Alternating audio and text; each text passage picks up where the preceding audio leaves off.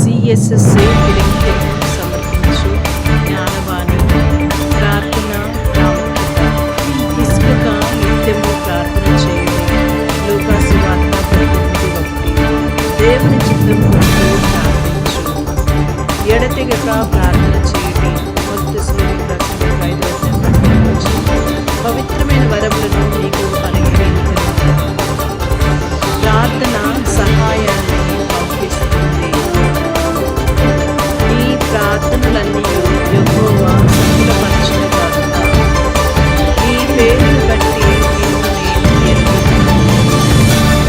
కుటుంబ ప్రార్థన మనకు చాలా అవసరము. ప్రార్థన చెయ్యని క్రైస్తవుడు శక్తి లేని క్రైస్తవుడు. ప్రార్థనా గదియే నీకు శక్తినిచ్చే స్థలం. నీతిమంతుల ప్రార్థన ఆయన అంగీకరించును. నీతిమంతుల ప్రార్థన ఆయన అంగీకరించునని సామెతల గ్రంథం 15:29 చెబుతుంది. యథార్థుల ప్రార్థన ఆయనకు ఆనందకరము. నీ ప్రార్థనలన్నీయు యెహోవా సఫలపరచునుగాక. తనకు ప్రార్థన చేయి వారందరి ఎడల కృపచూపుటకై ఐశ్వర్యంతుడై ఉన్నాడు మన ప్రభువు. నీ ప్రార్థనలన్నీయు యెహోవా సఫలపరచునుగాక. రహస్యమందు చూచు నీ తండ్రి నీకు ప్రతిఫలమును ఇచ్చును. నీవు నా ఎదుట చేసిన ప్రార్థన నేను అంగీకరించుయున్నాను. ప్రభువు నామమును బట్టి ప్రార్థన చేయువాడెవడో రక్షింపబడును. ప్రార్థన నీతిమంతుల ప్రార్థనను ఆయన అంగీకరించును. జాగ్రత్తగా ఉండుడి, మెలకగా నుండి ప్రార్థన చెయ్యుడి.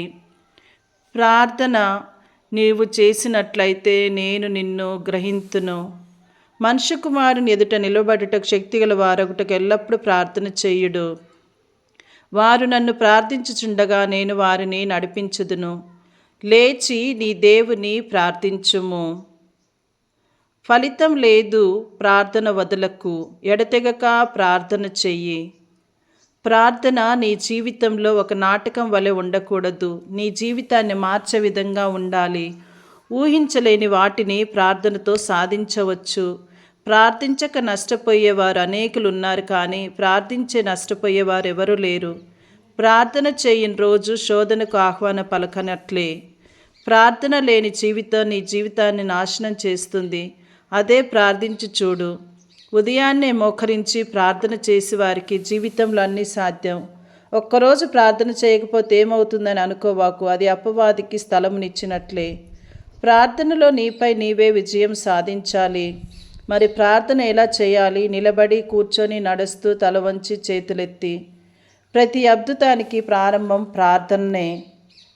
ప్రార్థనతో తీసుకున్న ఏ నిర్ణయమైనా శాశ్వత కాలం నిలుస్తూ ఉంది.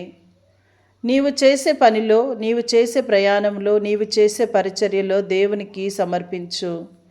దేవుడు మనకు పంపిన లేఖ ప్రార్థన. ప్రార్థన అంటే తండ్రి సహాయం కోసం పిల్లల వలె చేతులు చాచటం. ఉపవాసం అంటే ప్రార్థనకు ఆటం కలిగించే ప్రతిదానికి దూరంగా ఉండటమే. ప్రార్థన చేయటం చాలా సులభం, కానీ అడుగు ముందుకు వేసి విశ్వాసంతో నడవాలి. ప్రార్థన చేసేటప్పుడు సరైన పదాలు ఉపయోగించిన అవసరం లేదు. దేవా, నా మొరను ఆలకింపుము, నా ప్రార్థనకు చెవియొగ్గుము అని ప్రార్థించాలి. ప్రార్థనకు మరణం ఉండదు. ప్రార్థించిన వారిని మించిన శక్తి లేదు. ప్రార్థనకు కూడా ఎంత శక్తి అవసరమో మనం చింతించుటకు కూడా అంతే శక్తి అవసరము. ప్రార్థన అనేది ఆత్మీయ జలగ లాంటిది. గొప్ప గొప్ప పనులు బలంతో కాదు, పట్టుదలతో కూడిన ప్రార్థనతో సాధ్యం అవుతాయి. ప్రార్థనలో నలిగిపోయిన శరీరాలే దేవునికి నివాస స్థలాలు. మన ప్రతి అక్కర తీర్చేది మోకాళ్ళ ప్రార్థన జీవితం. ప్రార్థన లేని జీవితం పతనానికి దారి తీస్తూ ఉంది. దేవుడు మనకు పంపిన లేఖ, మనం దేవునికి పంపే లేఖ మన ప్రార్థన. ప్రార్థనలో నలిగిపోయిన శరీరాలే దేవునికి నివాస స్థలాలు. వేకువజామున ఎంత తాజాగా తేటగా ఉన్నప్పుడు మౌన ధ్యాన సమయం ప్రార్థించుటకు అనుకూలమైనది. క్రీస్తు వలె మీరును ప్రార్థించుడి. ప్రార్థన చేసేవాడు పాపం చేయలేడు, పాపం చేసేవాడు ప్రార్థన చేయలేడు. ప్రార్థన లేని సేవ తెడ్డు లేని పడవ లాంటిది. వాక్యం లేని సేవ నీడలేని చెట్టు లాంటిది. ప్రతిరోజు ప్రార్థనలో తప్పక అడగవలసిన మొదటి మాట, నీ చీకటిని క్షణాలలో మొదట యేసు గురించి ఆలోచించు మరియు ప్రార్థనలు ప్రార్థించు. నీ ప్రార్థనకు ఫలితం ఆలస్యం అవుతుందని నీ సహవాసాన్ని కోల్పోకు. నీ ప్రార్థన ఎప్పుడు కూడా వ్యర్థం కాదు. ప్రార్థన హృదయంలో నుండి రావాలి. మనలో ఉన్న ఆత్మ దేవుని ఆత్మతో మాట్లాడాలి. ప్రార్థన విషయాలను మారుస్తుంది, కానీ అన్నిటికంటే ప్రార్థన మనల్ని మారుస్తుంది. ప్రార్థించు, దేవుడు నీ మాట వినేంత వరకు కాదు, నువ్వు దేవుని మాట వినే వరకు. ఆందోళనకు శాంతికి ప్రార్థన అవసరము. ప్రార్థన ఫలితాలు రాత్రికి రాత్రి రావు, కానీ పగలు రాత్రి ప్రార్థించడం వల్ల వస్తాయి. ఎక్కువగా రహస్యంగా ప్రార్థించేవారు బహిరంగంగా విజయాన్ని పొందుకుంటారు. ఒక వ్యక్తి వెనుక ప్రార్థన ఉంటే సమస్తం అతని ముందు ఉంది. ప్రార్థన మీ అలవాటు అయినప్పుడు అద్భుతాలు మీ జీవన శైలిగా మారుతాయి.